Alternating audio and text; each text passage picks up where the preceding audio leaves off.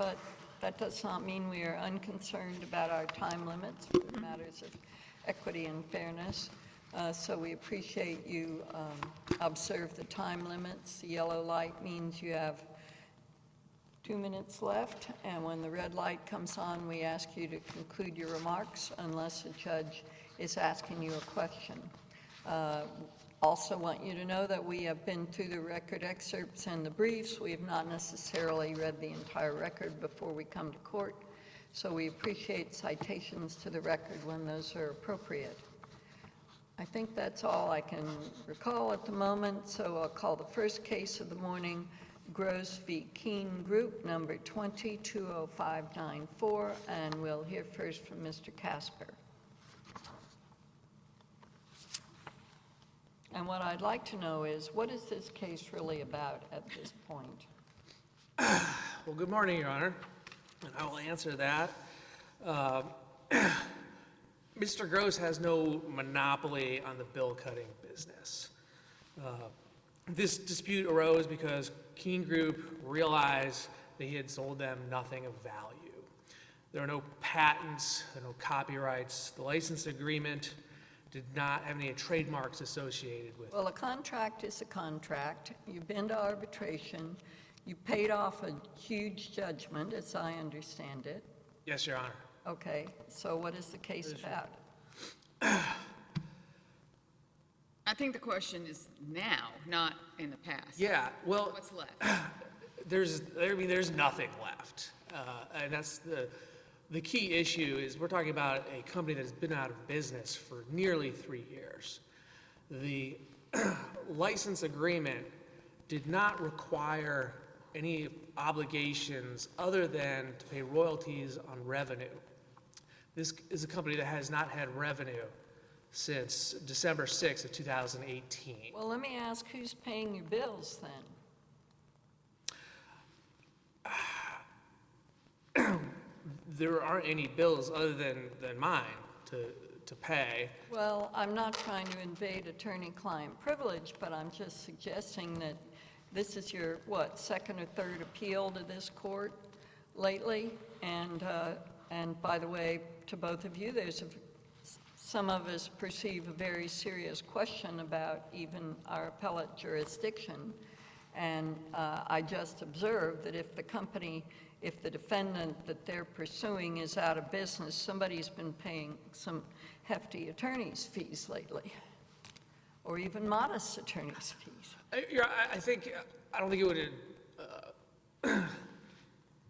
don't think it would betray a client confidence to say that the owners or some of the owners are concerned about what would happen if they simply didn't show up.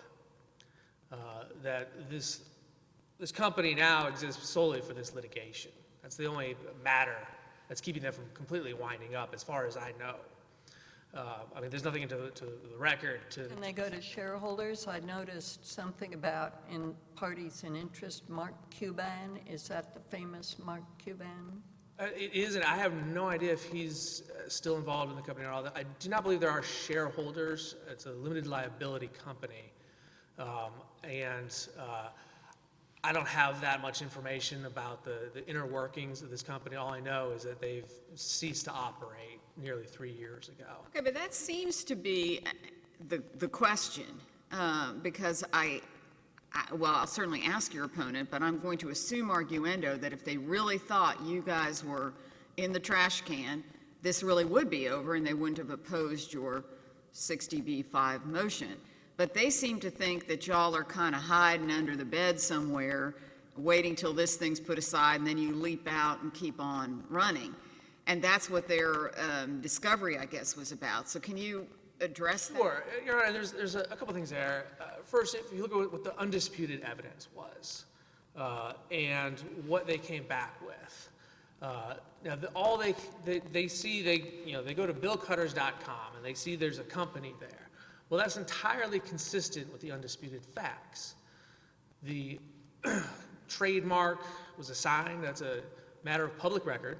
You go to the USPTO website, you can go and look at the assignments and see that it was assigned. That theory is more of a fraudulent conveyance, because Keen Group or something related to that continues to do business. You know that very well. Well, but Keen Group is not Bill Cutters, does not BillCutters.com. And that's the important thing we wanted to emphasize, and I think maybe some of that was lost in the district court because Mr. Gross's attorneys kept referring to my client as BillCutters.com. That is just a trademark that was used for a short period of time. That was sold, is what That was sold. totally separate entity. It was a separate entity, and LLC, not the same pals, right, and not somebody's sister, nothing. the company that is currently using it, I believe, may have some of the same management or ownership, but it is my understanding that it is not the same company. It is not all the same owners, and that. Well, see, that's their I mean, I guess I'm wondering if we were to just write the word affirm, and that's our opinion, then what? Would y'all go back and do this discovery? I mean, because the reality is at some point, they're either going to collect more money or this is going to be over. You can't just sit in this gray zone that we seem to be in right now. So Right. I'm trying to figure out how we get out of the gray zone. How do we determine y'all are paid and should go home or y'all owe X? Well, on the matter of discovery, the district court did just not have the jurisdiction to order discovery. Once a judgment is paid in full, there's no longer a case in I think the controversy. discovery is about this point of they think y'all just took ABCD and made it ABCD with a little dot on top of it, and that isn't enough of a change. That could be, but that's not what they've essentially argued, and they haven't presented any evidence of that. That's what they maybe believe and would like to argue, but I'd like to point out that they have not substantively addressed any of the issues. Their briefing is odd. Well, you're not substantively addressing the question about appellate jurisdiction. Yeah, so the district court, to the extent that it had ordered discovery, it was acting without jurisdiction. Well, you didn't argue that to us in your response. I think what you said was, both parties said, that the district court administratively closed the case pending appeal, and therefore this court has jurisdiction. And I assume you're both astute enough to know that that's absolutely not true. Administrative closures are purely for statistical purposes, and the order that the court entered is still a good order, which says, I deny 60B5, right, and I order further discovery.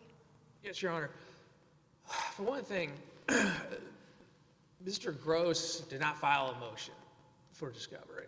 It was something he requested in his response to our Rule 60 motion. It was perfectly proper for him. We handle things like that all the time. The court handled it that way. That's an unpalatable argument. I believe that the lack of subject matter jurisdiction is the main point of that, is that as a threshold issue, if you haven't decided if the judgment has been fully satisfied, there is no longer a case in controversy. But of course, all of your brief assumes the conclusions that they are trying to draw. I was a lawyer a long time ago. I did some collection work. I would get concerned when when an opponent filed bankruptcy, and then it appeared that this person was a professional and that all their worldly goods have been transferred to their relative. I mean, that is what I understand is the kind of allegation they're making here, that the company closed shop under the name Bill Cutters and right down the street reopened shop and continues to be in that same line of business using whatever secret process they contracted for. I understand that, Your Honor, but the rule permitting post-judgment discovery does not say that it is available to a prevailing party. It says a judgment creditor. Once the judgment has been satisfied, They are no longer a judgment creditor. What's your best case for that? I mean, it's a, there doesn't, we looked, we didn't find a lot on it. So where do you have a good case for that proposition? Your Honor, I have not found a completely on-point case other than what we've cited in the brief. This is a very rare occurrence, and I think the courts in the case law discussing these Rule 60 motions for satisfactory judgment point that out, that it's an available remedy, but it's rarely used. It's very rare that you get it into a situation like this where there's a judgment, one side is saying it's been paid, the other side says, well, we're not saying it hasn't been paid, but we think you owe us more money, which is essentially what they're... Well, that's because the arbitrator said, rightly or wrongly, the arbitrator said that this contract continues. Yes, but they did not say it continued, it was perpetually enforceable. Well, did anybody argue that to the arbitrator? I don't believe that was ripe at the time, because... No, of course it wasn't, because you were in the first 5-year term of the contract. Correct, Your Honor. And it was, I don't even think it was halfway through the first term when this case was actually arbitrated. It wasn't until after the 5th year that they terminated the contract. And Mr. Gross has never argued that that's not the law, or that this was not a perpetual contract under the law, or that it wasn't a reasonable time. He's never addressed that issue. Well, the brief actually doesn't address anything other than the notion of going to arbitration, which, did they request arbitration in the No, Your Honor. court on this issue? I know on the prior. They did not, and that's So where... is that totally waived? I believe so. And fundamentally, we've made these arguments at the district court. They didn't substantively respond to most of them. We've made these arguments here on appeal, and they still haven't responded. Well, now they want us to have to make this company that's been out of business for 3 years with no revenue. They want this company now have to go and argue for a third time what is essentially black letter law. But it's not black letter law, because I don't, we've got a rule authorizing post-judgment discovery. We have an open-ended judgment that they got, that was arbitration award confirmed, that said the contract goes on. Yes, I was referring to the black letter law that a contract of indefinite term is terminable at will by either party unilaterally. They have not contested that, other than what I would say is the defense. They just, Well, that can't all be. right, suppose it's continued until today, that today is only a year and a half past the original 5-year term. Your client would owe X amount of royalties. Have you been in discussions with them about satisfying it that way? No, Your Honor. There is no obligation under this contract other than to pay royalties on revenue, and this company has not had any revenue. They gave a detailed accounting,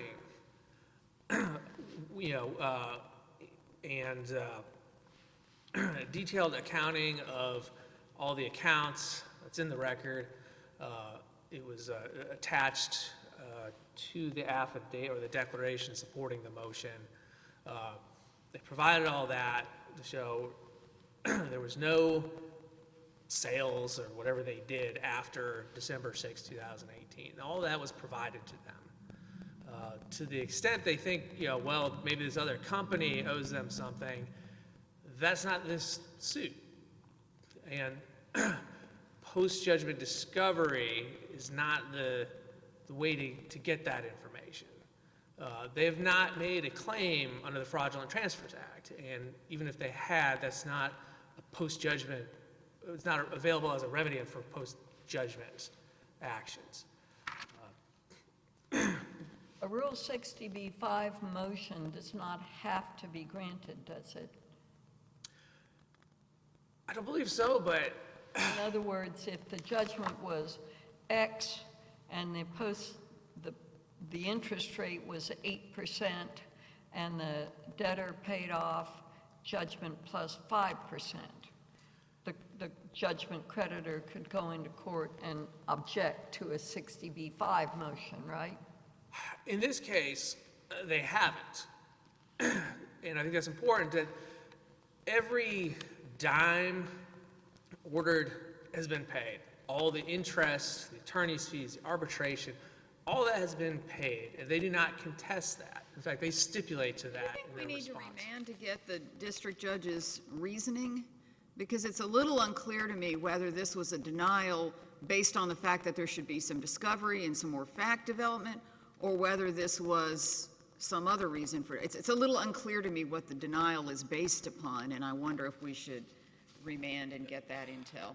Your Honor, I recognize the frustration there with the record. And after the effort we put into briefing this, it was fully briefed for nearly 6 months before the judge issued the order. And we were Well, very, the briefing at the district court level is no more satisfactory than the briefing up here, frankly. well, Your So Honor, and- I can understand why briefing would be met with a brief order. Yeah. And I'm not criticizing what Judge Haynes said, I'm just stating the fact. yeah, Well, and I'm not criticizing the district judge, I'm just saying that Yeah. it may be helpful to us to know, even if the district court didn't have to give a bunch of reasoning, it might be helpful to know that reasoning. Your Honor, the point is, they didn't respond substantively to motions. I think that's the reason why these issues are not very well briefed, is they simply didn't respond to them. Likewise, in this appeal, in their response, they didn't address any of the issues that we brought on appeal. I don't think my clients should be burdened with having to go through this anymore because they haven't addressed the argument. Which client are you talking about, the dead client or some other client? The dead client, Your Honor. So your dead client is burdened. Yes, Your Honor. I mean, Okay. they have no more revenue. Right. You have time for rebuttal. Thank you, Your Honor. Thank you. Mr. Tasker?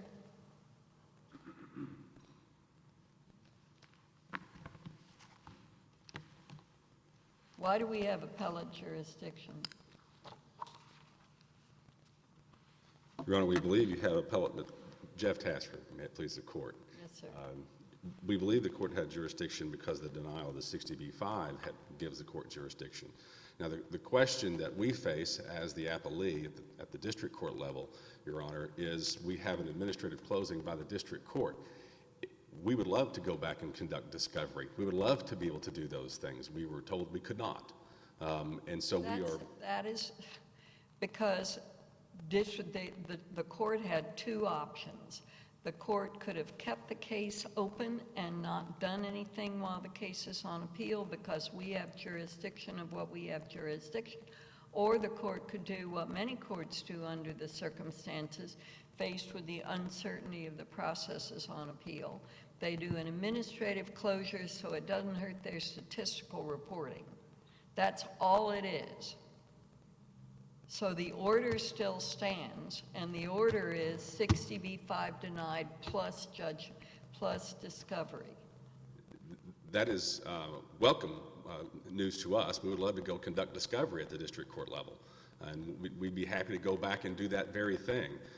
One of the things that the court has... So you walk us through, if we were to simply write affirm and call it good, or if we were to dismiss for lack of jurisdiction, so if we just went away, That's right. then what happens next? Because at some point, you'd like to get fully paid, I'm sure.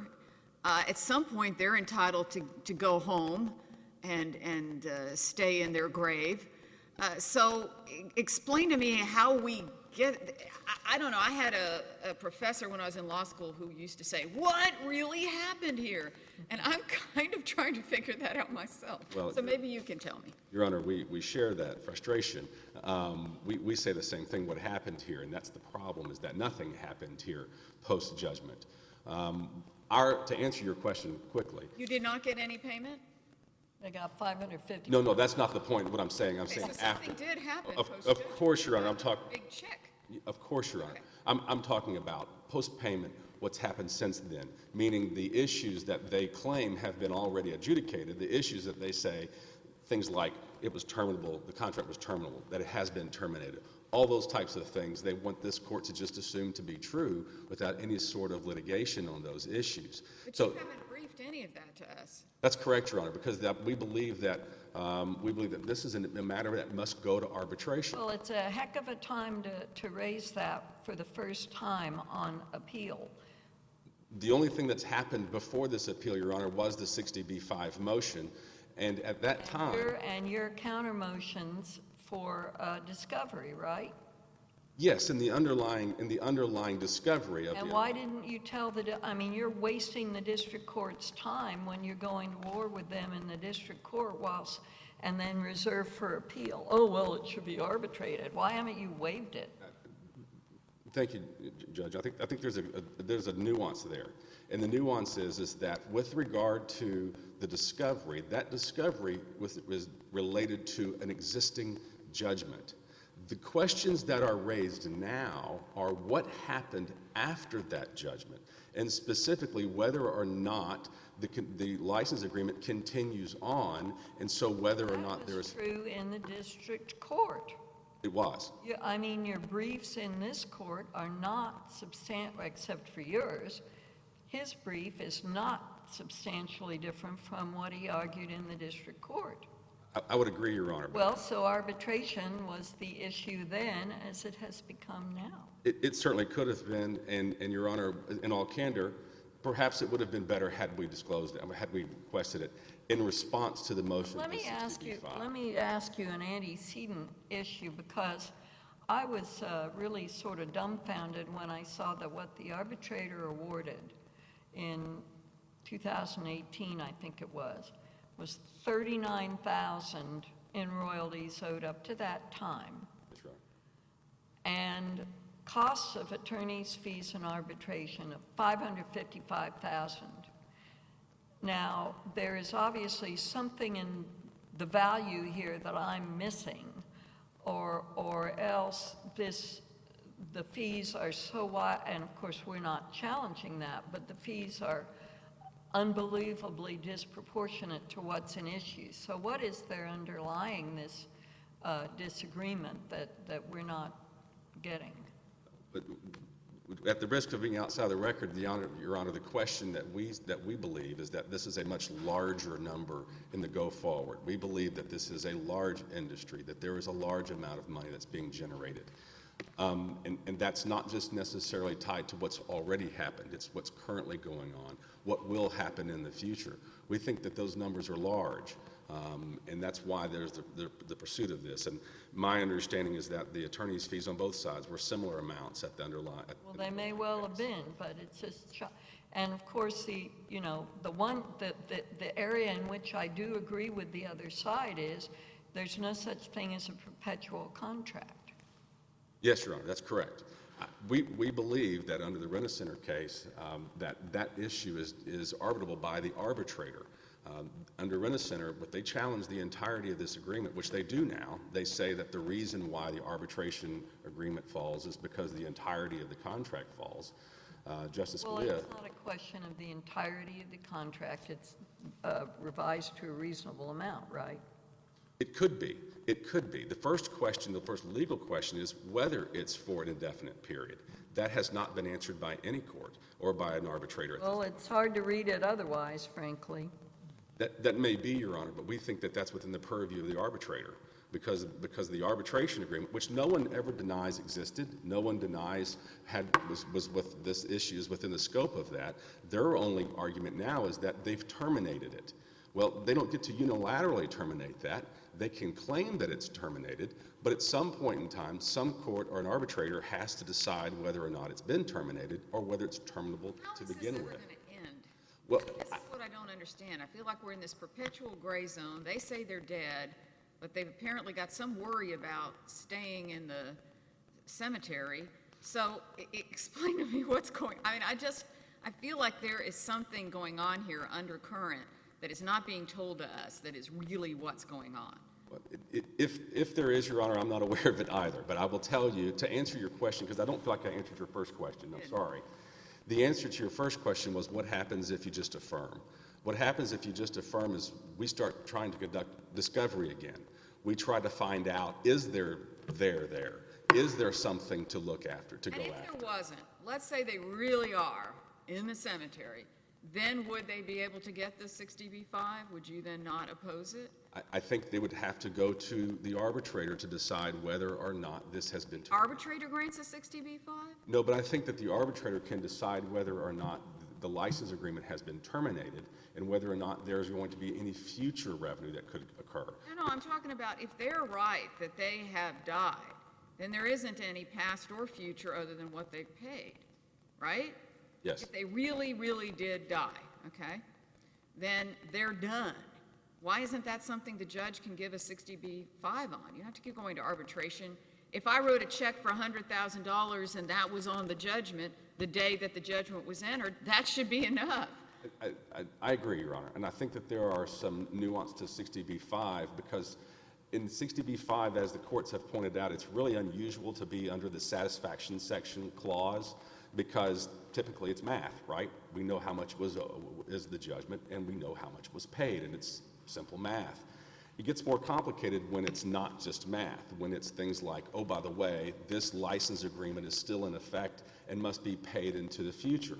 That question gets a little bit trickier than there's just I do math. And so now we Was have the argument of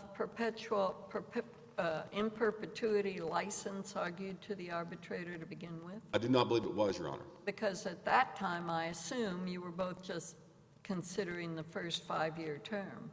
I believe that's the case, Your Honor. I believe that's accurate. Why didn't you terminate that? I don't understand why you, I know it's a non-exclusive license, but why would you bind yourselves with these people forever? Well, because we're supposed to be paid a royalty for 3% for everything that they generate from these for a length of time, and we think that they're still doing that. We think that they have moved it off someplace else and are avoiding the license agreement, and we think we should have the opportunity to go Having discover spent that. this much money on attorney's fees, is your client incapable of hiring sleuths to uncover these kinds of facts? Well, what we know and what we can prove in a court of law might be two different things at this point in time. And what we have evidence of that's presentable by way of in court of law or an arbitrator might be different than what we suspect or even what we might know. Now, they're claiming that this was, that this information that you licensed to them had no value. Did they make any counterclaim for fraud or deception or anything in the arbitration? Originally, they brought this claim to try to claim that there was no value. That's how this entire thing began. The entire case began with their bringing an arbitration claim under this arbitration clause, Right. under the license agreement, to say that it had no value. That, Your Honor, was litigated. That was decided. I'm sorry? That was rejected. That was rejected, and that has been litigated. And the question of whether they think that there's value to it now is that's been decided by the arbitrator and affirmed by this court. Now, what's your response to whether there's any value to us remanding for the limited purpose of receiving the reasoning of the district court? Well, we believe, Your Honor, that when the district court doesn't provide a basis for it, that this court can obviously affirm on any basis that's in the record. And so anytime that... I'm just trying to understand, did the district court deny it because it thought that there needed to be discovery to prove this issue of the end of the license or whatever, or the death of the party, or was there some other reason? That's my, did they think the check, did the district court think the check was not properly written or, whatever. So that's why I'm wondering, because again, I feel like we're in this gray zone and eventually we need to be out, well, you need to be out of it. I guess I'll be out of it when we issue our opinion, but you need to be out of it at some point. Either there is some fake transfer that really was not a transfer, or there's not. And if there's not a fake transfer, they are entitled to get a 60B5. It's over. But there remains questions in the judgment. It's not just math. It's also the ongoing existence and enforceability of the license agreement, which may or may not still be in force. Right, and I'm saying if it's not, this is over, or should be. That's what I'm trying to say. So if the district court understands that and thinks there just needs to be discovery on this fact question, That's separate from thinking there never will be a 60B5. I would agree with that. It's separate from So saying I'd there may like never to be. know, because it seems to me, let's suppose you went back and had the discovery, turns out they really are in the cemetery, and that's it, then it would seem like the judge should enter a 60B5. The difficulty, Your Honor, is that we believe that this issue was not fully litigated at the district court level. Obviously, there's no procedure that went through. They went at 60B5, but understand the appellant puts forth declarations and then objects to our ability to conduct discovery, and then turns around and says, see, they haven't responded. Well, Isn't that why we have no appellate jurisdiction? That is to say that there's still proceedings in the district court such that there's no final appealable order or judgment. It may very well be, Judge Smith, and if it is the ruling of this court that this court doesn't have appellate jurisdiction, then we will happily move along our way and start conducting discovery. I mean, does it really matter a lot to your client's interest whether we suppose we affirm in one word, affirmed, or we say there's no appellate jurisdiction? It's of no moment to us, Your Honor, if you dismiss the case for lack of jurisdiction. Don't get me wrong. We have to conscientiously determine whether we have jurisdiction. We're not going to jump ahead and enter judgment on the merits if we think that there's no jurisdiction. Absolutely, Your Honor, and you're correct. It's of no moment to us if you dismiss or affirm in either situation. What about if we conclude we have jurisdiction and you waived all your arguments and therefore we should reverse? How's that? I'm happy to address the waiver issue. And for waiver of arbitration, you have to substantially invoke the litigation of the jurisdiction of the court. All we did was file a motion to compel discovery under an underlying judgment. And respond without saying that the district court lacked the jurisdiction to address this because it needs to go to arbitration. That's correct, but that judgment, this is not like a preservation of error problem where we're here as the appellant saying, here's a new grounds that the court should have considered. It's the other. We're not here asking for relief. The court ruled in our favor, obviously, so it's not a preservation of error issue or a preservation of argument issue. Waiver for arbitration requires some sort of detriment for the other side, and also some sort of invoking the jurisdiction of the court on those issues. We've never invoked the jurisdiction of the court on the issues that came up after the judgment. No one has ever litigated those issues. Is this a contract that may be terminated? Trying to get discovery too litigated because you disagree. I mean, I'd like to think that if this had simply been a case that you owe $500,000 plus 8% interest, and it's 6 months later and they pay whatever that is, $520,000, that we would be done. That you all would concede the 60B5, or you would just write some document or whatever, and that would be the end of it. That's why I think that's a reasonable assumption. So it seems like y'all are dealing with the merits of their 60B5 because there's more to it than just the writing of a check. I would agree. We're trying to do that. And if we conduct discovery, we can know exactly what we can pursue. However, what happened was they filed their motion for relief, their 60B5 relief, and we're here. That's the only thing that's happened on the post-judgment issues. In other words, when they show up and say, well, we've terminated this contract, well, who says? They said so. Is it even terminable? Who says? And so the question that I think that we are faced with, and Judge Jones asked, what's this case about? I think what this case, at the end of the day, I think what this case comes down to is who gets to decide whether this is arbitrable or not. And I think that the arbitrator does. Well, it's most likely not an argument that you can make before us that you probably should have made before Judge Gilmore when you were objecting to the 60B5. You could have gone back to Mr. Vogel. I understand, Your Honor, and there was nothing to take to Mr. Vogel at the time. There was no pending action to compel arbitration. They sent their letter to terminate. No, because you would have been the ones to initiate arbitration. Because they sent their purported termination letter back in 18, did they not, or 19? They did. You've been attempting to depose their representative for 3 years, right? That's correct, Your Honor. Okay. And so So you could have done that in arbitration as well. at the time, there was no argument for them at the time that they were done, they were out of business, and they're finished. As soon as they sent a letter saying they were terminating the contract, your client could have compelled arbitration. We could have, that's correct. We could have compelled arbitration at the time, but just because they say it's over doesn't mean we can't conduct discovery to decide whether that's true or not. And Then you would need to do it in the arbitration. we perhaps could do so. Arbitration. Of course. So the fact that you're trying to do it in the district court suggests to me you didn't properly ask for arbitration.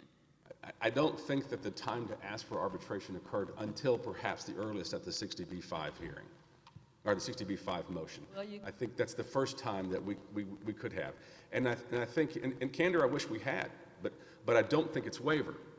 I don't think it's waiver because the case law. Under what names is the defendant allegedly doing business now? Well, we think that they're under Bill Sharks for sure, and there are many others that we don't know. What do you mean, Bill? I mean, what do you mean many others you don't know?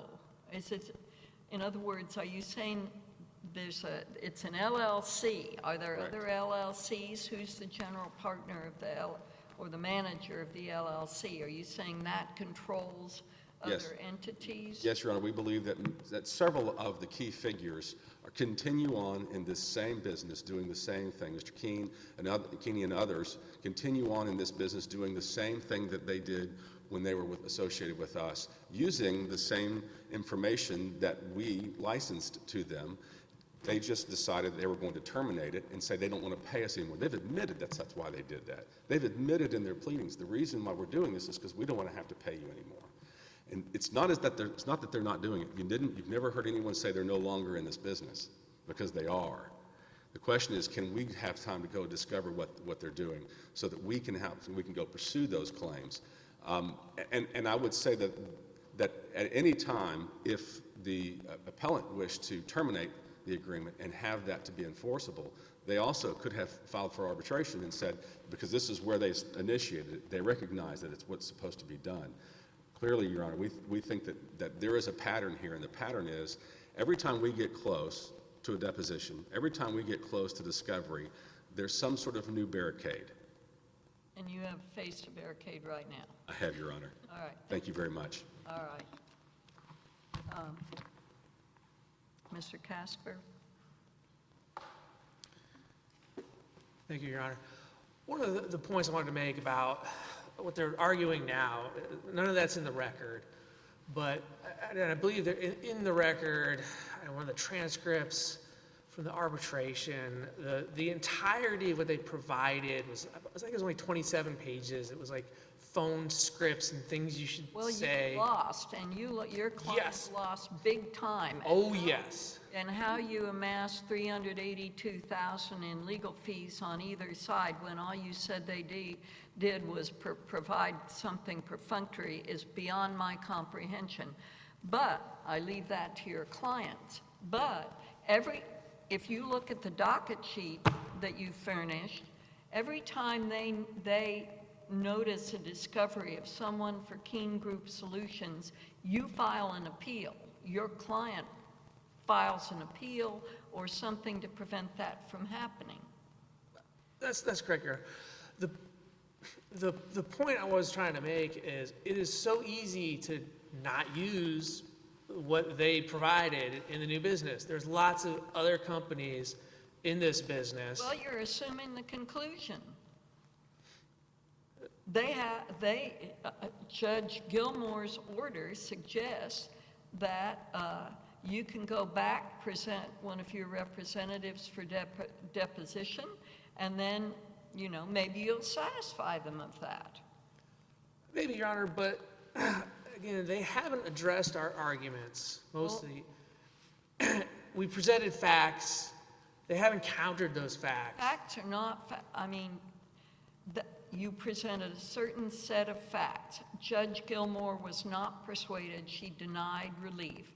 You have no case that says that she abused her discretion or she was legally required to grant your 60B5 under the circumstances of this judgment? I believe we do have, I believe we have a point about the abuse of discretion. If you look at the only evidence that they put forward was some hearsay. It was a undated screenshot from a Google search. It was offered for the truth that it was asserted for.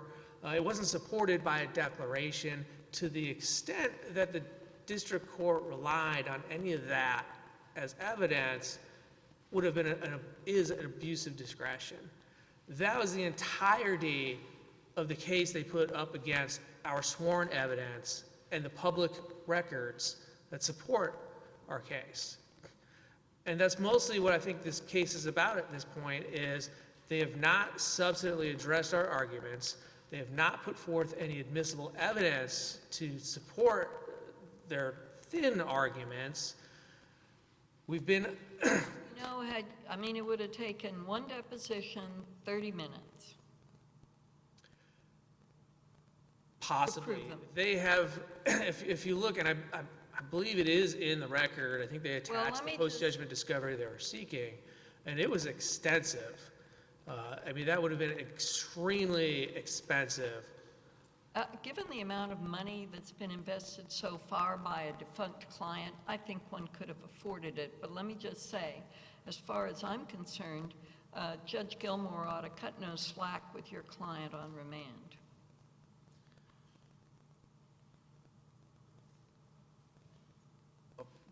Thank you, Your Honor. I can't say, I don't have an answer to that. It wasn't really a question.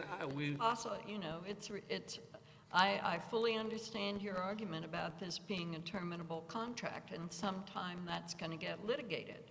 Yeah. But they have a right to say, unless you have proven to us that this 60B5 was granted totally in error, while your client was stonewalling the issues that they're raising, you know, it's going to go back. I believe we've done that, and we are requesting that you render a judgment in our favor rather than... Your argument is that the only evidence presented that's admissible supports your argument, and that is why the 60B5 should have been granted. Is that... That is correct. Summarize it? Yeah, you're right. That is a good summary, and that's why we're asking that the case be rendered in our Is client's that your favor. response to Judge Jones of why you don't think it should go back? Yes, Your Honor. Yes, yeah. Because they haven't answered our arguments. They haven't put any evidence into the record that's admissible. At some point, they should have waived it. If your opponent hadn't argued, if both of you, I would have said this was a totally frivolous appeal. If we hold that it is an interlocutory order and therefore we lack jurisdiction, it wouldn't have required rocket science. You're both experienced lawyers. Your argument for why we have appellate jurisdiction, depending on what my colleagues say, is extraordinarily weak, and I personally would have been open to a motion for sanctions for yet another frivolous appeal. But he didn't argue that. So you win that. And you may ultimately win on the terminability of the contract, but it has to be resolved somewhere, and this court will figure out where. Thank you, Your Honor. All right, sir. And Thank also, you. thank you for being so familiar with the record. Really, really appreciate that. Well, we wish there were more of a record to be familiar with. Yeah. Thank you, Your Honor. All right. It's good to see you again. Court will stand in recess.